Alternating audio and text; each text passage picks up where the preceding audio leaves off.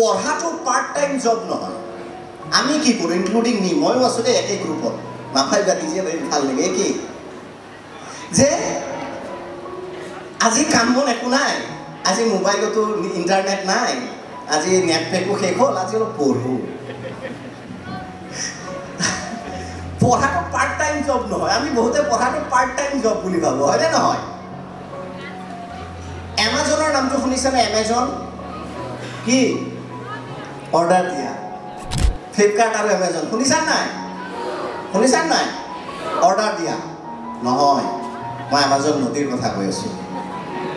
খালি অৰ্ডাৰ, এই মোবাইলটো আহি বৰ দিগদাৰ হৈছে, খালি অৰ্ডাৰ, এইটো অৰ্ডাৰ সেইটো অৰ্ডাৰ, এমাজন।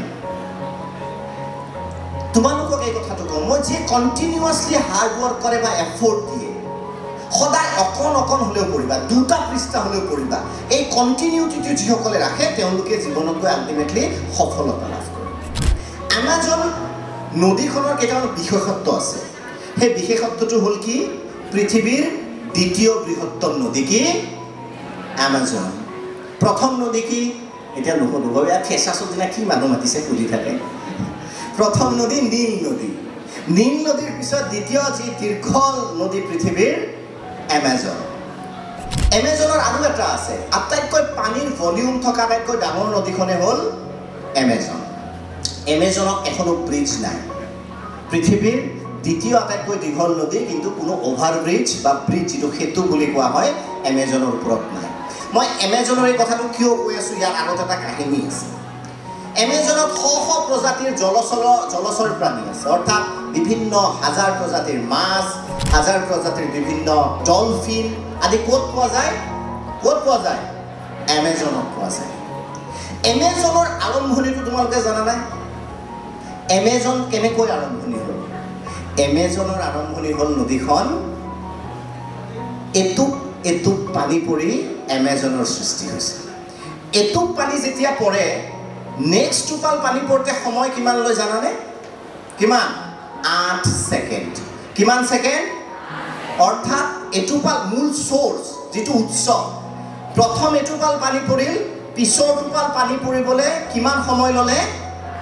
8 ছেকেণ্ড। আৰু সেই যে 8 ছেকেণ্ডৰ মূৰে মূৰে এটোপাল এটোপাল পানী পৰিয়েই সৃষ্টি হ'ল পৃথিৱীৰ দ্বিতীয় সৰ্ববৃহৎ নদীৰ। দিছ ইজ কণ্টিনিউৱাছ প্ৰচেছ, অৰ্থাৎ অনাদি আনন্দ কালৰ পৰা ৰুল ব্ৰেক কৰা নাই সেই উৎসই। 8 ছেকেণ্ডৰ মূৰে মূৰে এটোপাল এটোপাল পানী পৰি পৰি কিহৰ সৃষ্টি হৈছে? বৃহৎ আমাজনৰ সৃষ্টি হৈছে। অৰ্থাৎ আমাজনে কেতিয়াও ৰুল ভংগ কৰা নাই, সেইকাৰণে ইমান বিশালতা লাভ কৰিছে আমাজনে। আমিও জীৱনত কি কৰিব নালাগে? ৰুল ব্ৰেক কৰিব নালাগে। আমাৰ বেচিক ৰুলটো কি? এজ এ ষ্টুডেণ্ট কি? সদায় অন্তত 2টা পৃষ্ঠা পঢ়া। আচ্ছা, যিয়ে নহওক, গতিকে মই কি ক'ব বিচাৰিছোঁ যে তোমালোকে এতিয়া যিহেতু নতুনকৈ এডমিশ্যন লৈছা বা যিসকলে 3rd, 6th, 4th চেম এডমিশ্যন লৈছা, সদায় কণ্টিনিউৱাছলি পঢ়িবা অন্তত 2টা বা 1টা পৃষ্ঠা। আৰু এটা ডাঙৰ আমি ভুল কৰোঁ, কি কৰোঁ? পৰীক্ষা দি উঠি নিজকে নবেল লৰেট যেন এটা অনুভৱ হয়। পৰীক্ষা, হাই ছেকেণ্ডেৰী পৰীক্ষা শেষ মানে মই নবেল বঁটা বিজয়ী। কিতাপ আৰু মোৰ মাজত কি এমাইলৰ বাট থাকিব লাগিব। কিতাপ তুমি মোৰ ওচৰলৈ নাহিবা।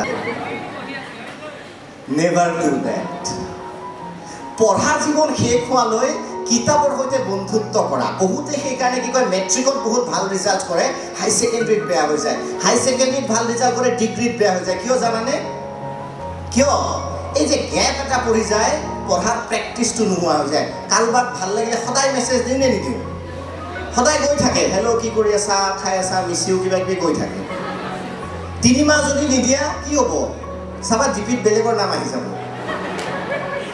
এইটো বৰ ৰস পাইছে না, হয়নে নহয় এইটো কোৱা?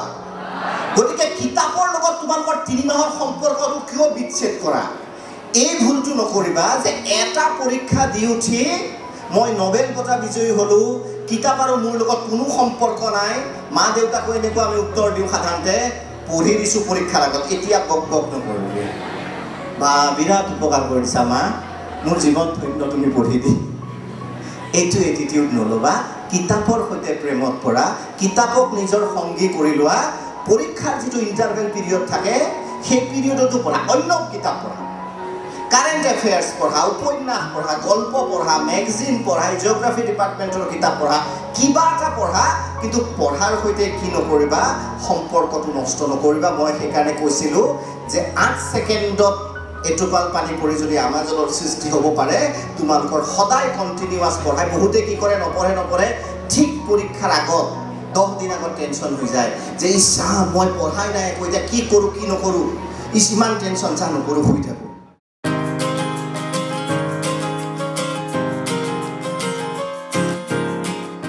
দীপক শৰ্মাৰ ভিডিঅ'সমূহ নিয়মিত ৰূপে পাবলৈ দীপক মোটিভেটৰ চেনেলটো ছাবস্ক্ৰাইব কৰিব আৰু বেল আইকন প্ৰেছ কৰিবলৈ নাপাহৰিব।